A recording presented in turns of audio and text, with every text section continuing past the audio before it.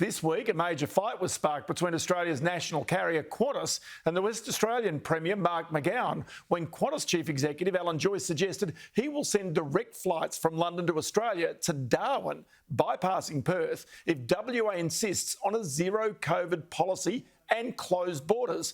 Here's the interview that sparked that fight. Every Premier has signed up to the National Plan and National Cabinet, and they've all agreed that this is the way to go. But my question to them is, if we don't open up at the 80%, what are we looking for? How can we open up? What's the alternative? Are we going to remain a hermit nation forever? I don't think that would be fair to the population, the people.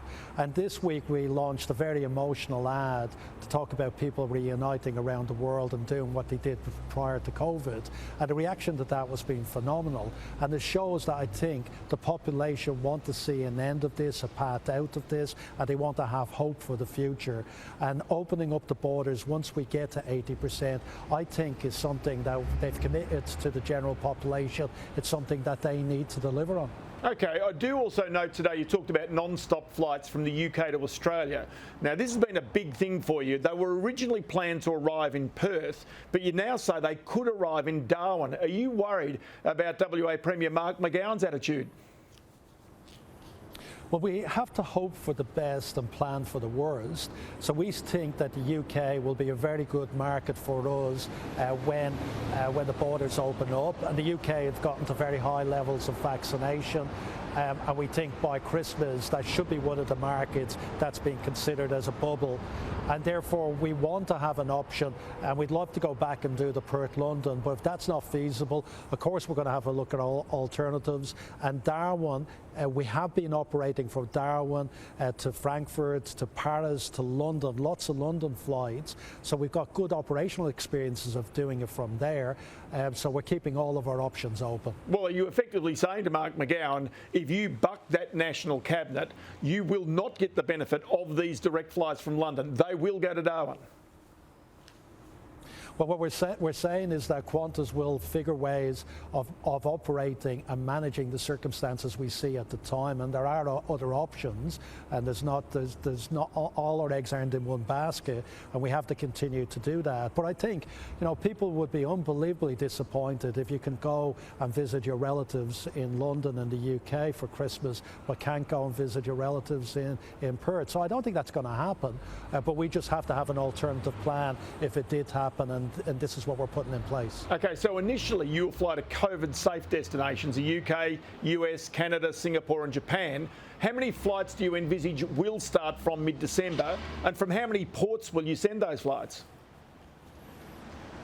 Yeah, it's a lot lower than the schedule we had pre-COVID. So, for example, to the United States, we will have 2 flights a day, a daily from Sydney, and flights 4 days a week from Melbourne, and 3 days a week from Brisbane. Now, that's a lot less than we had before COVID. We had nearly 7 flights a day on certain days going to the United States. And to London, we're thinking we could justify potentially 2 flights there a day. So it starts off relatively small. It's around 30% of our pre-COVID capacity levels, and it gradually builds up as more markets open up and people get comfortable with travelling again. So we're hoping by the end of the financial year, that's by the time we get to July, we're around 70% of pre-COVID levels. OK, but there's also 20 airlines now who have said that they're not flying into Sydney at the moment. Now, given the fact you're not at your pre-COVID levels, yet the demand we know is going to be white hot, what does that say for airline prices and the ability for ordinary Australians to be able to afford to travel to go and see those loved ones overseas? Yeah, Ross, and the airfares we think will still be extremely low, like they have been domestically, to get people to travel again. So at the moment in mid-January, because we're on sale, you have airfares to London that are $1,800, to Los Angeles $1,600, which are very similar to what they were pre-COVID. So we don't see the airfares going to extraordinarily high levels. And we do think by the middle of the year there's going to be a lot more demand. So that's why we also made the announcement today that we're reactivating 5 of the A380s earlier than planned.